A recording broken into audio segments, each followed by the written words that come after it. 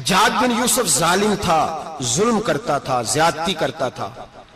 حضرت سعید بن جبیر ایک تابعی بزرگ تھے، اتنے بڑے بزرگ تھے کہ ساری رات نماز پڑھتے تھے، سارا سال روزہ رکھتے تھے۔ ایک دن انہوں نے منبر پہ بیٹھ کے کہا کہ حجاج ظلم سے باز آ جائے ورنہ اللہ کی لاٹھی بڑی بے آواز ہے۔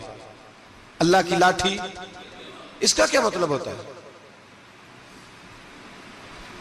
اس کا مطلب ہے جب رب کی لاٹھی چلتی ہے تو اس کی آواز، جی اس کا پہلے کوئی پیغام، وہ پہلے اعلان نہیں کرتا کہ تگڑے ہو جاؤ لاٹھی چلنے لگی ہے، لاٹھی چلتی ہے پر اس کی آواز، سمجھ آ رہی ہے میری بات کی؟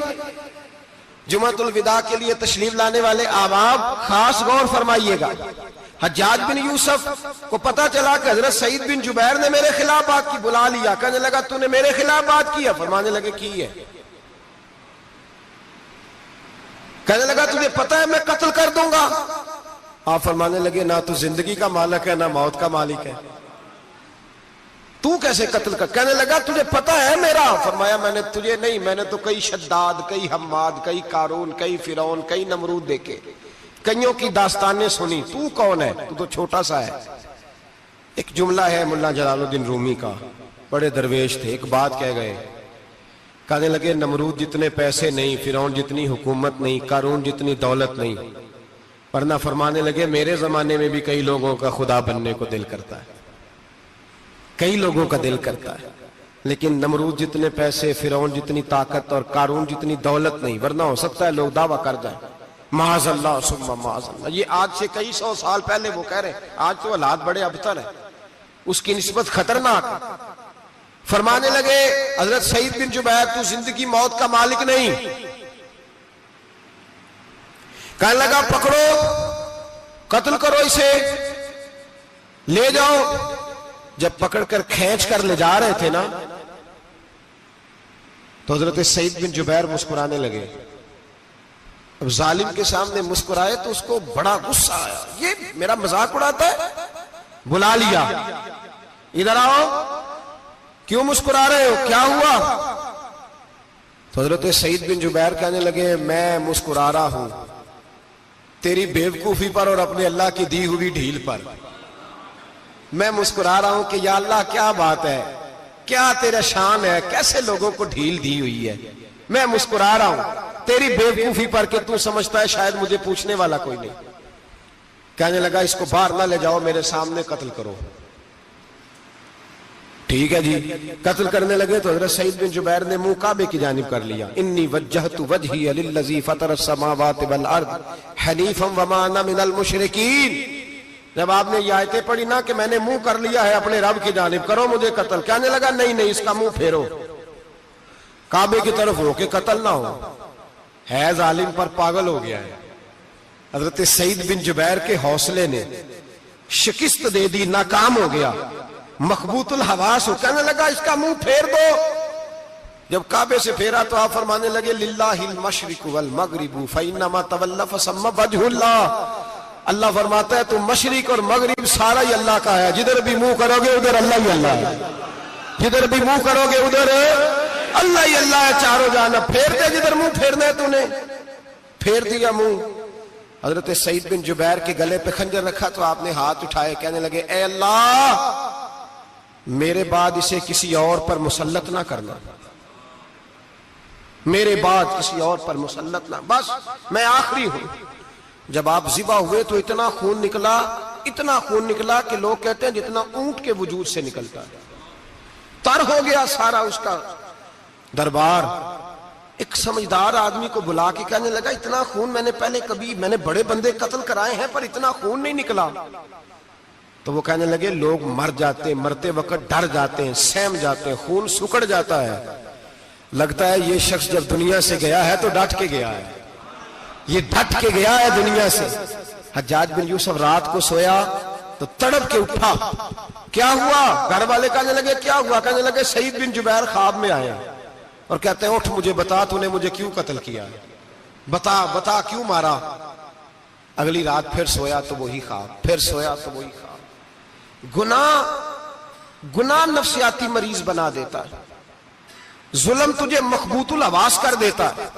جب تو زیادتی کرتا ہے تو اللہ فرماتے ہیں کہ میں تو اللہ کو بھولتا ہے، اللہ تجھے اپنا آپ بھلا دیتا، پھر تو بھول جاتا ہے، پھر تو سیدھے رستے پہ چلتا ہے پر بھٹک جاتا ہے، پھر تو صحیح رستوں کا تعین کر کے بھی گمراہ ہوتا ہے، پھر تو روز وہی گاڑی چلاتا ہے پر اب جب تو بریک لگاتا ہے تو نہیں لگتی، جب گناہوں کے ساتھ تو مخبوط الحواس ہوتا ہے تو روز وہ کاروبار کرتا ہے، لیکن جب تیرے گناہ تجھے گھیر لیتے ہیں پھر اسی کاروبار میں تو نقصان اٹھاتا ہے۔ حجاج بن یوسف تڑپتا ہے، روتا ہے، یہاں تک کہ بیمار ہو گیا، پیٹ میں درد ہوتی ہے، پتہ نہیں کیا ہوا، تکلیف ہوتی ہے، پتہ نہیں، سارے حکیم، طبیب، ڈاکٹر، کوئی نہ سمجھ سکا کہ بیماری کیا ہے۔ جو بیماریاں خدائی ہوتی ہیں ان کا لوگوں کو پتا، جو آزمائشیں رب کی جانب سے ہوتی ہیں وہ ڈاکٹروں کے ہتھے نہیں چڑھتی، جو تکلیفیں اللہ دیتا ہے ان کا حکیم طبیب علاج نہیں کر پاتے، مشکل، اور شفا اسی وقت ہوتی ہے جب اللہ دینا چاہے، اور جب رب ہی دینا نہ چاہے تو بڑے بڑے ڈاکٹر کہتے ہیں کہ ہمارے بس کی بات نہیں رہی۔ بغداد سے حکیم آئے، پیٹ دیکھا، کہنے لگے نہ تیرے معدے میں کوئی دقت ہے، نہ تیرے جگر میں، نہ کسی اور جگہ، ماجرا کیا ہے؟ ایک آخری علاج ہے، آخری، وہ کیا؟ گوشت کا چھوٹا سا ٹکڑا دھاگے کے ساتھ باندھ کے منہ میں ڈالا، اور پھر ایک باریک سا تنکا لے کے اس کو اندر ڈالنے لگے گلے میں۔ وہ گوشت کا ٹکڑا جب حلق کے اندر اتر گیا، اس حکیم نے واپس کھینچا تو کیسے ایسی بدبو آئی جیسی کبھی سونگی نہ تھی۔ جانور، کیڑے مکوڑے لگے ہوئے باہر نکلے، اور جب دیکھا تو جتنے محل میں لوگ بیٹھے تھے چلاتے ہوئے نکل گئے کہ یہ کیا مصیبتیں ہیں۔ حکیم بھی اٹھ کے دوڑنے لگا، کہا تجھے کیا ہوا؟ کہنے لگے حجاج تیری بیماری زمینی نہیں، تیری مصیبت زمینی نہیں۔ کہا میری مرض تک تم کیوں نہیں پہنچ پا رہے؟ تو کہنے لگے لگتا ہے تو بد دعا کا مریض ہے، لگتا ہے تو ظلم کا مریض ہے، تو جبر کا مریض ہے۔ تڑپتا رہا، سسکتا رہا۔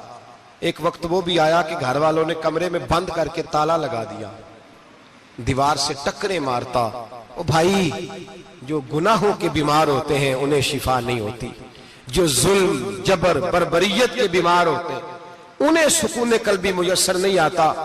دوائیاں ان بیماریوں کی بنی ہوئی ہیں جو بیماریاں زمینی ہیں، جو بیماریاں خوراک کی بد پرہیزی سے ہوتی ہیں، جو گناہوں کی بد پرہیزی سے ہوتی ہیں، ان کی بیماریاں، ان کی شفا توبہ ہے، ان کی شفا رجوع اللہ ہے، ان کی توبہ، اللہ سے معافی مانگنے سے شفا ہوتی ہے۔ حجاج جب مرنے لگا تو بلایا، یہ رنگ بھی ذرا ملاحظہ کیجئے گا، دو چار قریبیوں کو بلایا، پتہ ہوتا ہے نا اپنے کرتوتوں کا آدمی کو، پتہ سارا ہے سردار نکیتیاں دا، پتہ ہوتا ہے سارا۔ بلا کے کہنے لگا جب میں مر جاؤں تو مجھے رات کو دفن کرنا۔ کیوں بھائی، عورت ہے؟ کہنے لگا نہیں، رات کو دفنانا۔ ٹھیک ہے، رات کو دفنا دیں گے۔ پھر کہنے لگا جب صبح ہو جائے تو صبح ہونے سے پہلے پہلے میری قبر زمین کے برابر کر دینا، نشان مٹا دینا۔ کا وجہ تو کلمہ پڑھتا ہے اور حضور کا حکم ہے کہ قبر کم از کم ایک بالش، ایک گیٹ اونچی ہونی چاہیے زمین سے، کم از کم، تو تیری قبر مٹا دے۔ وجہ پتہ ہوتا ہے اپنے ظلموں کا۔ کہنے لگا مجھے پتا ہے لوگ میرے مرنے کے بعد میری قبر بھی نہیں چھوڑیں گے، دنیا میں تو میرے جبر کی وجہ سے کوئی آ نہ سکا، لیکن میری قبر بھی لوگ جنازوں میں باتیں شروع کر دیتے۔ جنازوں میں نے ایسی بھی داستانیں سنی ہیں کہ کوئی مرا تو لوگ جوتوں کا ہار قبر پہ ڈال آئے۔ نہیں بھائی، تو جب زندہ تھا تو تیرے جبر ظلم کی وجہ سے نہیں کو بول سکا۔ ایک تو ہے قیامت میں حساب ہوگا، یہاں دنیا میں حساب ہونے لگتا ہے۔ اتنی لمبی زبانیں لوگوں کی لٹک کر مرتے وقت باہر نکل آتی ہیں۔ دعا کریں، جمعہ ہے، اللہ تعالیٰ ایمان کی موت عطا فرمائے۔ دعا فرمائے رب تعالیٰ، اللہ تبارک و تعالیٰ توبہ کر کے جانے کی توفیق عطا فرمائے۔ جاگے جاگے اور سنے اور دعا کرے، اے اللہ تو ہمیں ظلم سے ویسے ہی محفوظ فرما، اگر ہم زیادتی کرنے لگے تو اے اللہ ہمیں اس سے منع فرما، ہمیں اس سے تو یہ توفیق دے کہ ہم باز آ جائیں اس گناہ سے۔ میرے بھائی، ایک تو دنیا میں سزا ہے، پھر قیامت کی سزا ہے، اور وہ زیادہ سخت ہے، وہ زیادہ سخت ہے۔ ہم لوگوں نے نا ہیلے بہانے بڑے بنائے ہوئے ہیں، بینک کے ساتھ کاروبار کرنے والا کہتا ہے نہیں نہیں مجبوراً لیا ہے، مجبوراً مر رہا تھا تو آخری لبوں پہ تھا تو جائز ہے، جائز ہے۔ اس وقت جب تجھے کھانے کو لقمہ نہ لگے تو حرام کھانا بھی جائز ہے، کیا دقت تھی؟ کیوں اللہ رسول کے مقابلے میں کھڑا ہوا تو؟ کیوں سود کا دھندا کیا؟ کیا تکلیف تھی؟ کہاں تو الجھ گیا تھا؟ ہم جان بوجھ کے اپنے لیے جہنم کٹھی کرتے ہیں، پھر کہتے ہیں سکون نہیں زندگی میں۔ کہاں سکون آئے گا؟ کیسے آئے گا؟ ہم نے خود آگ لگائی ہے چمن میں اپنے، جو قیامت کی سزا ہے۔ میرے نبی پاک علیہ السلام نے فرمایا رب تمہیں سامنے کھڑا کرے گا، اور کس طرح کھڑا کرے گا؟ فرمایا لوگوں کے وجود سے کپڑے اتر جائیں گے، زمین اس طرح دہکے گی جس طرح تانبا زمین پہ رکھا جائے اور آگ جلائی جائے۔ تانبا دیکھا آپ لوگوں نے؟ یہ بھی گرمی گزری ہے نا، تو فرش پر جب سورج پڑتا تھا تو ننگے پاؤں چلا نہیں جاتا تھا، صحیح کہہ رہا ہوں؟ ننگے پاؤں، بچے کا پیر زمین پہ لگتا تو چیخ اٹھتے ہیں، کہتے ہیں اوہ جل گیا پیر، حالانکہ یہ فرش دنیا کے۔ اور اگر تانبے کے اندر خاصیت ہے کہ اگر کوئی دھات جلدی اور زیادہ گرم ہوتی ہے تو وہ تانبا ہے۔ میرے نبی نے مثال دی تو اس کی دی جو سخت تھا، فرمایا تانبے کی طرح زمین تپائی جائے گی اور پھر ننگے پاؤں رب تمہیں کھڑا کرے گا۔ آج سورج کی پشت تمہاری جانب ہے، قیامت میں منہ تمہاری جانب ہوگا۔ نیزہ آپ نے دیکھا ہوگا، نیزہ ہوتا تھا، فرمایا یہ جو تم نیزے دیکھتے ہو صرف 1.25 نیزے کے برابر سورج قریب آ جائے گا، اور پھر اللہ تمہیں سامنے کھڑا کر کے تم سے سوال جواب کرے گا۔ اور حضور نے کہہ دیا ہے تو اب کسی نعت خواں کے کہنے سے بات بدل سکتی، کسی پیر کے کہنے سے جملہ بدل سکتا، کسی خطیب کے کہنے سے فکر نہ کرنا وہ سامنے جنت پڑی ہے، اب بات بدل سکتی؟ خدا کی رحمت پر بھروسہ رکھنا ضروری ہے، نبی پاک کی شفاعت کی امید رکھنا، بولیے، لیکن جو حضور نے بیان کیا ہے اس کو ماننا بھی یہ بھی ضروری ہے۔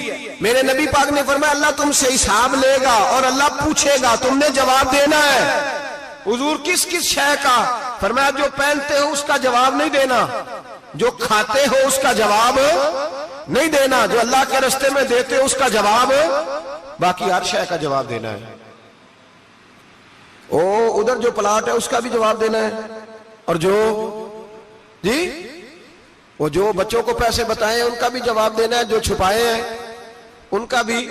ثم لتسألن یومئذ عن النعیم، جو کمیٹی اپنے محلے میں ڈالی ہے اس کا بھی جواب دینا ہے، جو سسرال کے علاقے میں ابا جی سے چوری ڈالی ہوئی ہے اس کا جواب بھی، سب کا جواب دینا ہے، تمام حساب کتاب۔ اور اللہ فرماتے ہیں میں سامنے کھڑا کر کے ہر سوال کا تجھ سے جواب، تجھے ہر سوال کا جواب صاحب۔ اچھا یہ جو بڑے لوگ تھے وہ حساب سے ڈرتے تھے، ہم چھوٹے لوگ ہیں ہم حساب سے ہم نہیں ڈرتے، ہم کہتے ہیں دیکھی جائے گی۔ بڑے لوگ جو تھے وہ حساب سے، حضرت ابو بکر صدیق دعا کرایا کرتے تھے، دعا کرو اللہ مجھ سے حساب نہ پوچھے۔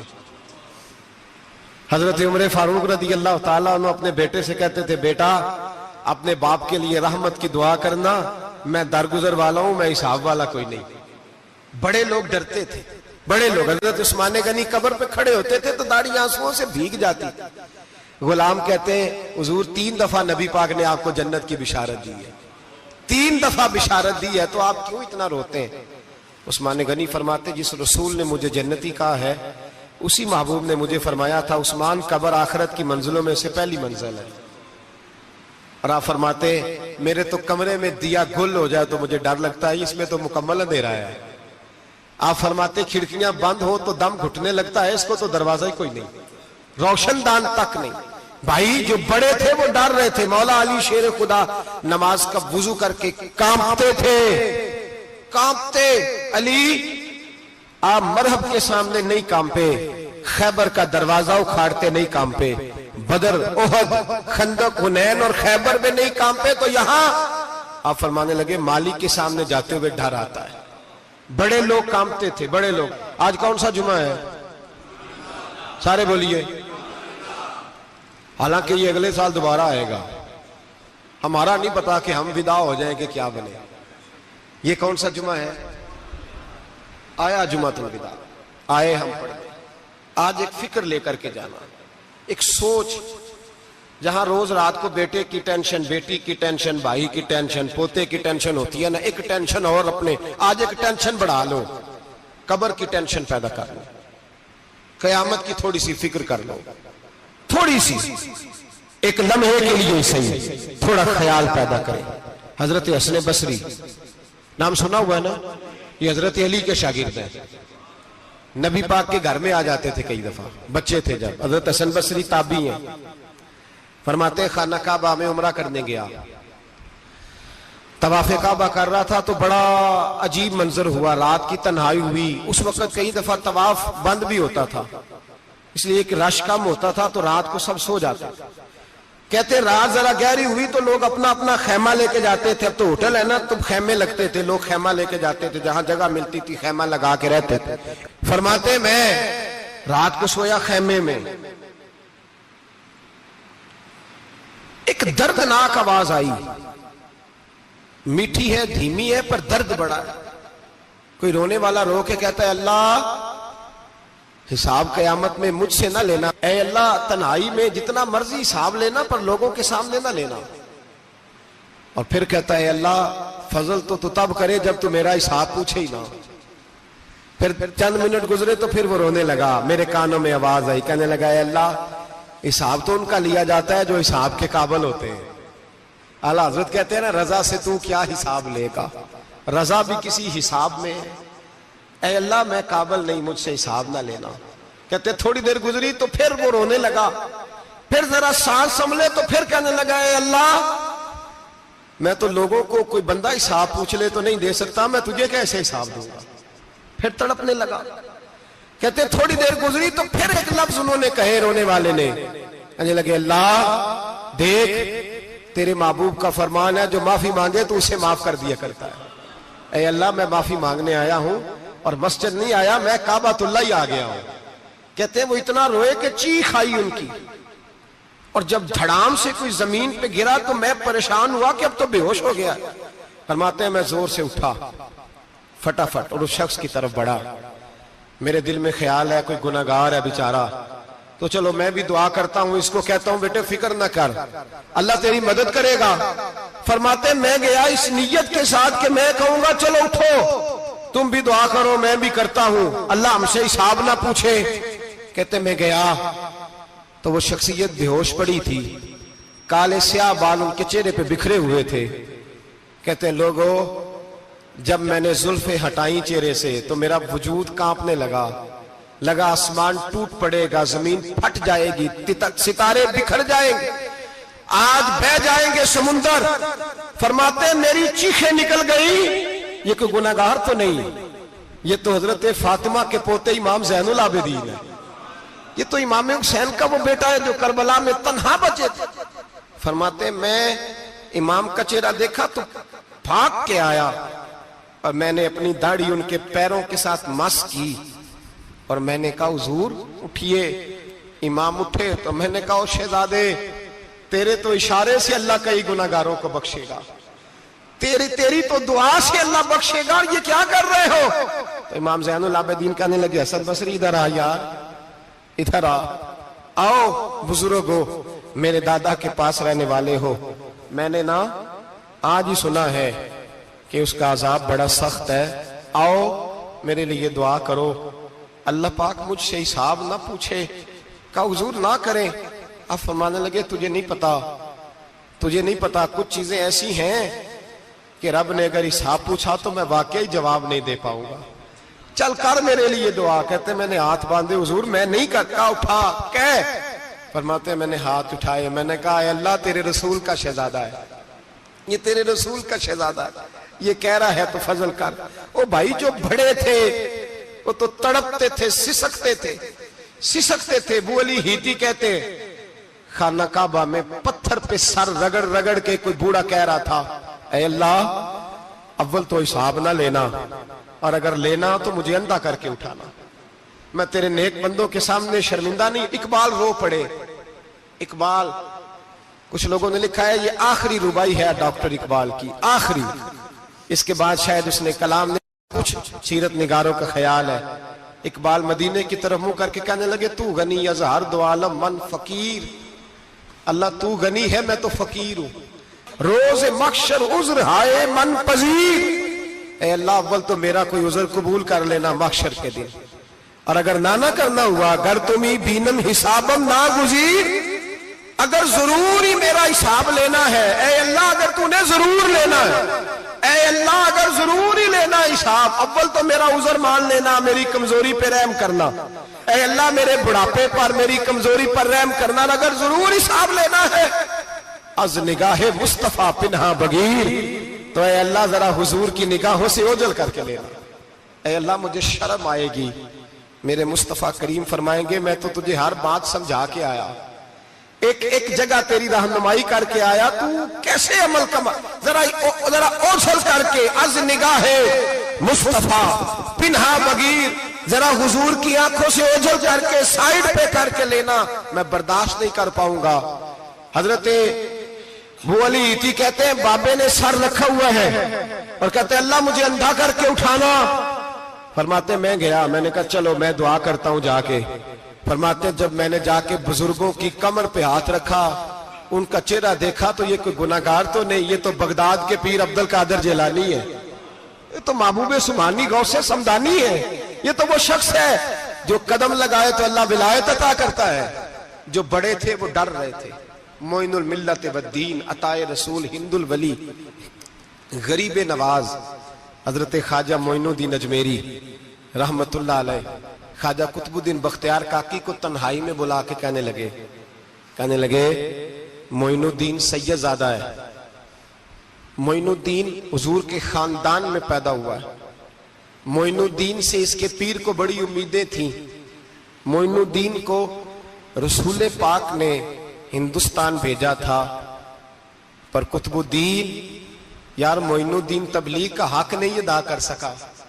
حضرت خواجہ قطب الدین کہنے لگے حضور 90 لاکھ تو مسلمان کر دیے، اور کیا حق تھا؟ فرمایا نہیں، جب تو تہجد کی نماز پڑھے نا بیٹا اپنے لیے دعا مانگنا تو خدا سے کہنا مولا میرے پیر کی کوتاہیاں معاف کر، وہ جس اعزاز کا تھا وہ کام نہیں کر سکتا، جو بڑے تھے ان کی تو باتیں بڑی تھی، یہ جو ہم چھوٹے آئے ہیں نا نئے، ٹکٹیں دیتے پھرتے ہیں، ٹکٹیں، بے نمازی جاہل ان پڑھ پیر ٹکٹیں بانٹتا ہے لوگوں کو، تو بھی بخشا ہے تو بھی بخشا ہے، وہ 90 لاکھ لوگوں کو رائے حق پر لگا کے بھی کہتے تھے نہیں حق تو یہ ہے کہ حق ادا نہ ہوا، حق تو یہ ہے کہ حق، کوئی شاہی پلے نہیں، ڈٹا ہوا کھڑا ہے مسلمان، ڈٹا ہوا، یہ حساب سنے۔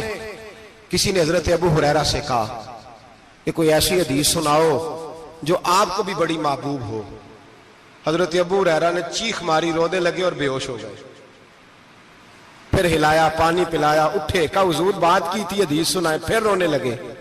ہمیں تو نہیں نہ رونا آتا، ہمیں تو تب آتا ہے جب بیٹا بات نہ مانے، ہمیں تو تب آتا ہے جب کاروبار میں نقصان ہو جائے، ہمیں تو تب رونا آتا ہے جب ہمارا کوئی دوست ہمارے بارے میں غلط بات کر دے، بے عزتی دنیا کی ہو جائے۔ حضرت ابو ہریرہ 3 دفعہ ہوش آیا، 3 دفعہ روئے اور کہنے لگے عزیزو یہ وہ والی حدیث ہے کہ میں سوچتا بھی ہوں تو میں تڑپ اٹھتا ہوں۔ کہا کون سی حدیث؟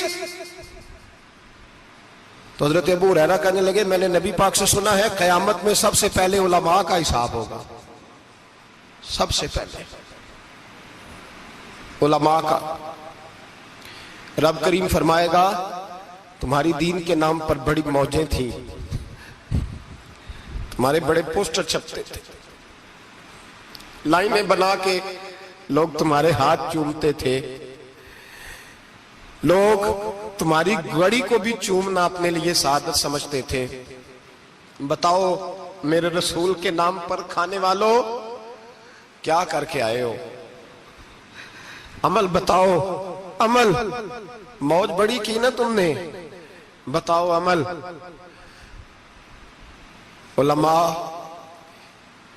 عالم عرض کرے گا اے اللہ میں جگہ جگہ تیرے رسول کے دین کی بات کرتا تھا، میں قرآن کے درس دیتا تھا، میں راتیں بیدار رہ کے تیاریاں کرتا تھا، میں جو بن سکا کیا۔ رب فرمائے گا نہیں، تو نے تو اس لیے کیا تھا کہ لوگ تجھے پیر صاحب کہیں، مولانا صاحب کہیں، تیرے نعرے لگائیں، تو لگے نہیں پھر تیرے نعرے، پھر لوگوں نے لمبے لمبے القابات پکارے نہیں تیرے. حضور سید عالم علیہ السلام فرماتے ہیں پہلا حساب اس کا لے گا جو عالم کہلاتا تھا. رب پوچھے گا تجھے طاقت دی، ہمت دی، بولنے کی صلاحیت دی، اپنے فضل سے دی، بتا کیا کما کے آیا ہے. حضرت ابو ہریرہ روتے ہیں، کہتے ہیں میں بھی تو حدیثیں سناتا ہوں، میں بھی تو عالم ہوں، میرے پیچھے بھی تو لوگ بھاگتے ہیں. لوگوں بتاؤ اگر اللہ نے ابو ہریرہ سے پوچھا تو کیا جواب دے گا؟ اللہ فرمائے گا علماء کے لیے بخاری مسلم ہے، انہیں اٹھاؤ اور جہنم میں ڈال دو. امام غزالی فرماتے ہیں اگر کسی عالم کو سزا ملی تو سخت سخت عالم کو ملے گی. دعا فرمائیں اللہ میرے جیسے لوگوں کو ہدایت کا رستہ عطا فرمائے، اور جو کہتے ہیں سمجھتے ہیں اللہ اس پر عمل کی توفیق عطا فرمائے. فرمایا حضرت ابو ہریرہ نے دوسرے نمبر پر سخی اللہ کی بارگاہ میں کھڑا کیا جائے، مالدار. رب فرمائے گا بول کچھ ایسے بھی تھے جن کے پاس شام کی روٹی نہیں تھی، تجھے میں نے تیری تجوری بھر کے تجھے دولت عطا کی، تجھے وراثت میں میں نے مربے دیے، جائیدادیں دی.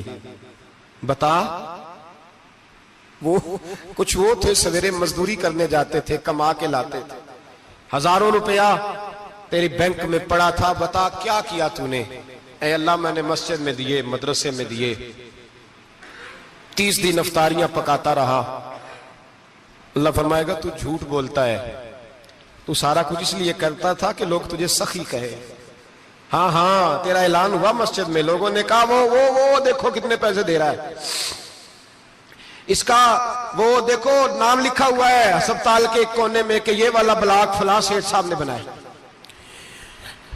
یہ دیکھو لکھا ہوا ہے کہ یہ کمرہ مدرسے کا اس نے بنایا، تو لکھ دیا گیا، نعرے لگ گئے، اب جا دوڑ جا.